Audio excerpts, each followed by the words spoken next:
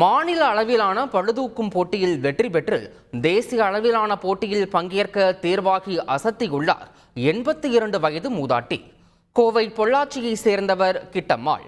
இவரது பேரன்கள் ரோஹித் மற்றும் ரித்திக் ஆகியோர் தேசிய அளவிலான பளுதூக்கும் போட்டிகளில் பங்கேற்று வெற்றி பெற்றவர்கள். வார இறுதி நாட்களில் பாட்டி கிட்டம்மாள் பல்லடத்தில் உள்ள தனது மகள் வீட்டிற்கு வரும்போது தனது பேரன்கள் உடற்பயிற்சி செய்வதைக் கண்டு தானும் உடற்பயிற்சி செய்ய வேண்டும் என்று ஆசைப்பட்டுள்ளார். பேரன்களின் உதவியோடு தொடர்ச்சியாக சனி ஞாயிறுகளில் உடற்பயிற்சி செய்து வந்த கிட்டம்மாள் ஜிம்மிற்கும் சென்றுள்ளார்.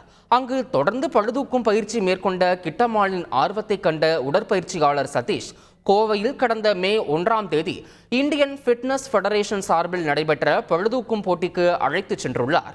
முதல் போட்டியிலேயே கிட்டம்மாள் 50 கிலோ எடையை தூக்கி 5வது இடத்தையும் பிடித்து அசத்தியுள்ளார். மேலும் strong man of south Indian 2024 என்ற பட்டத்தையும் வென்றார். தேசிய அளவிலான போட்டியில் பங்கேற்க வேண்டும் என்ற முனைப்போடு தொடர் பயிற்சி மேற்கொண்ட கிட்டம்மாள் கோவையில் amateur powerlifting association of Coimbatore சார்பில் நடைபெற்ற மாநில அளவிலான போட்டியில் 50 கிலோ எடை பிரிவில் பங்கேற்று 2ஆம் இடம் பிடித்தார். இதைத் தொடர்ந்து அவர் மும்பையில் நடக்கும் தேசிய அளவிலான போட்டியில் பங்கேற்க தேர்வாகி திறமைக்கு வயது பொருட்டே இல்லை என்பதை உணர்த்தியுள்ளார்.